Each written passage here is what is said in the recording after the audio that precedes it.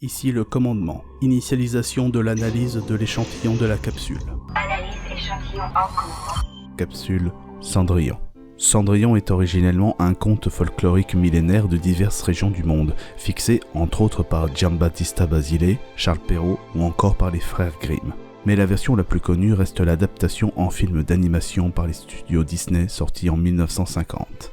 Cendrillon raconte l'histoire d'une jeune fille réduite en esclavage par sa belle famille suite à la mort de son père et qui secrètement rêve d'une autre vie. Lorsqu'un bal au palais du prince est annoncé, son espoir de s'y rendre est réduit à néant par sa marâtre et ses affreuses belles-sœurs. Mais grâce à ses amis les animaux et sa marraine la bonne fée qui la transforme en une princesse éclatante de beauté, elle se rend au bal du prince qui tombe fou amoureux d'elle. Le sortilège ne durant que jusqu'à minuit, Cendrillon prend la fuite en laissant derrière elle une de ses pantoufles de verre. Cendrillon de Disney a aujourd'hui assez mauvaise réputation, principalement due à son héroïne. La princesse est considérée notamment par les féministes comme étant le cliché de la femme bonne à faire le ménage et la cuisine tout en attendant le prince charmant qui viendra l'enlever à sa vie misérable. Loin de moi l'idée de remettre en cause le combat féministe, mais à mon sens, Cendrillon montre une autre interprétation. On perçoit souvent Cendrillon comme l'histoire d'une jeune fille passive qui attend son salut d'un prince charmant. Pourtant, une lecture plus symbolique du film révèle une toute autre réalité.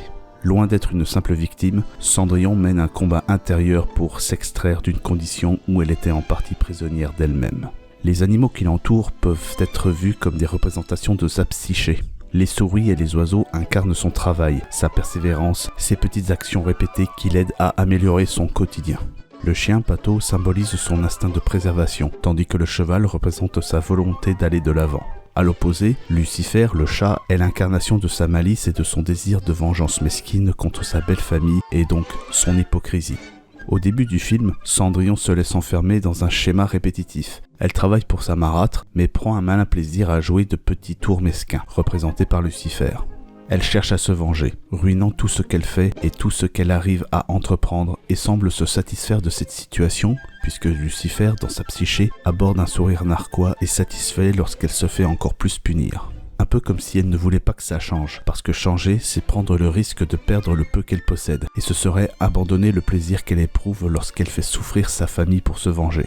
Cendrillon va même finir par délaisser le cheval, sa volonté, et enfermer Pato, sa propre préservation, pour que Lucifer puisse être maître de la maison et donc de sa vie.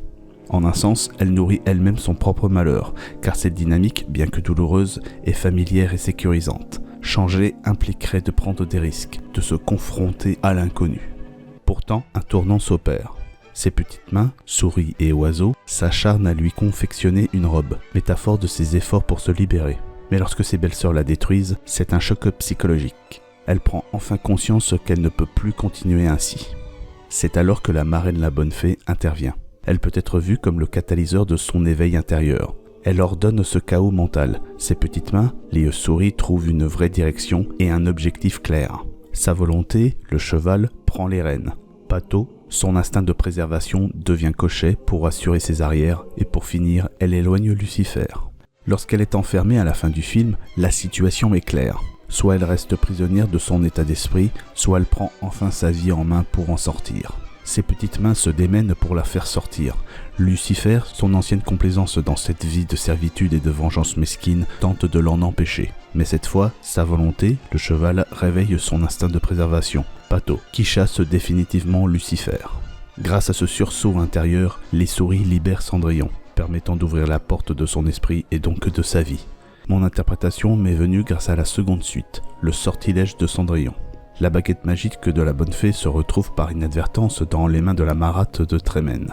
En remontant le temps, elle crée l'illusion que le prince tombe follement amoureuse de l'une de ses filles. Dès lors, Cendrillon ne restera pas passive. Elle va tout faire pour reprendre ce qu'on lui a appris et trouver la pleine maîtrise de sa vie. Ce n'est donc pas un prince qui la sauve, mais bien son propre combat psychologique. Cendrillon n'est pas passive, elle se libère en rassemblant et en acceptant les différentes parties d'elle-même. Ainsi, c'est en agissant, avoir de la volonté de s'en sortir que Cendrillon a pu enfin mettre fin à cette terrible condition qui l'accablait. Son histoire est celle d'une émancipation intérieure, où l'action, la volonté et le dépassement de soi l'amènent enfin à sortir du cycle de souffrance dans lequel elle était enfermée. Analyse terminée. Voyageurs et exploratrices, libre à vous de choisir d'explorer cette planète. Commandement terminé.